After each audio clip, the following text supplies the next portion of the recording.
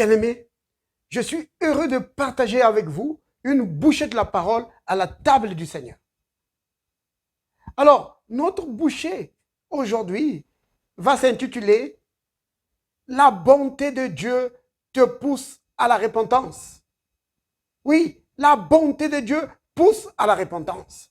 C'est cela le titre de notre bouchée aujourd'hui. Alors, notre texte se trouve dans Romains au chapitre 2, verset 4. Il est dit ceci. Je vais commencer plutôt au verset 3 et je vais lire jusqu'au verset 4. Il est dit ceci. Et penses-tu, ô homme, qui juge ceux qui commettent de telles choses et qui le fait, que tu échapperas au jugement de Dieu? Ou méprises-tu les richesses de sa bonté et de sa patience et de sa longanimité, ne reconnaissant pas que la bonté de Dieu te pousse à la repentance?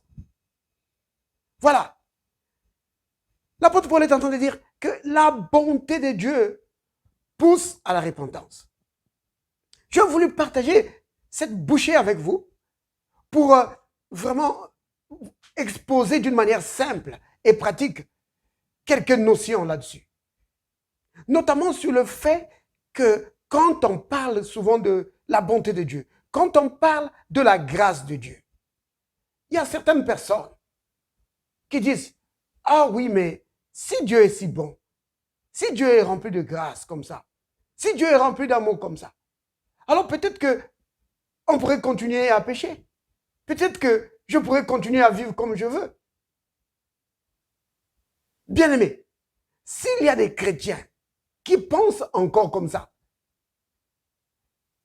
que quand on parle de la grâce, quand on parle de l'amour de Dieu, de la bonté de Dieu, de la tolérance de Dieu envers nous, quand les gens pensent que alors ils peuvent juste continuer de vivre comme ils veulent, alors ça veut dire qu'ils n'ont pas été touchés par la bonté de Dieu.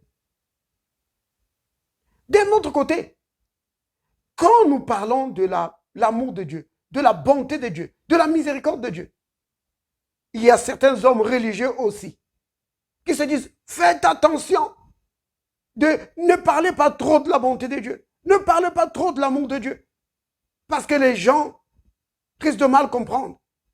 Vous risquez de donner une mauvaise impression chez les gens. Et nombreux iront vivre dans le péché. »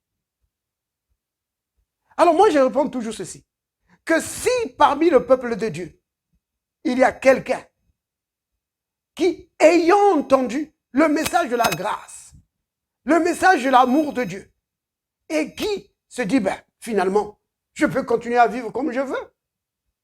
Alors, cette écriture s'applique vraiment à cette personne. Que la personne ne reconnaît pas que la bonté de Dieu, vraiment, nous pousse à la repentance.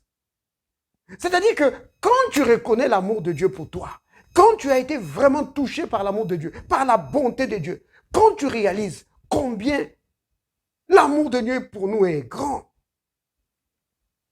tu es vraiment touché et tu te répands. Ça veut dire quoi, tu te répands? Ça veut dire que tu décides de changer de vie. Tu ne cherches plus de moyens de jouir du péché. Tu ne cherches plus de moyens de jouir des choses du monde. Mais au contraire, tu cherches comment entrer en communion avec ce Dieu si grand et si rempli d'amour pour toi. Oui, bien-aimé, si tu comprends vraiment l'évangile, le message, la bonne nouvelle de l'évangile, si la bonne nouvelle de l'évangile vraiment t'est présentée, si on t'a vraiment présenté la bonne nouvelle de l'évangile comme il faut, et que tu comprends l'amour de Dieu pour toi, tu comprends combien ce Dieu si grand qui a créé l'univers désire vraiment être ami avec toi. Mais tu ne vas pas chercher à jouir encore des futilités du monde. Tu ne vas pas encore chercher à transformer la grâce de Dieu en disgrâce ou à caricaturer la grâce de Dieu pour que tu puisses te livrer encore au dérèglement. Bien au contraire. Tu cherches des moyens de plaire au Seigneur. Tu cherches comment vivre dans la communion avec lui. Oh, l'amour de Dieu est si grand pour nous. Et quand ça te touche, quand ces fleuves d'amour te touchent, oh bien-aimé, tu cherches toi aussi à l'aimer en retour. C'est pourquoi la Bible dit que nous l'aimons parce qu'il nous a aimés le premier. Quand l'amour de Dieu te touche, tu veux l'aimer en retour. Mais tu ne cherches pas de moyens de jouir du péché.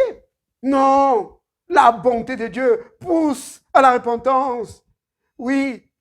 Et l'apôtre Paul, lui, il dit dans Romains, au chapitre 6, au verset 1, il dit, demeurions-nous dans le péché afin que la grâce abonde. Il dit, loin de là, loin de là. Non. Quand tu réalises que la grâce de Dieu a été déversée sur nous en abondance, tu ne te dis pas, mais je vais demeurer dans le péché pour que la grâce abonde. Mais non.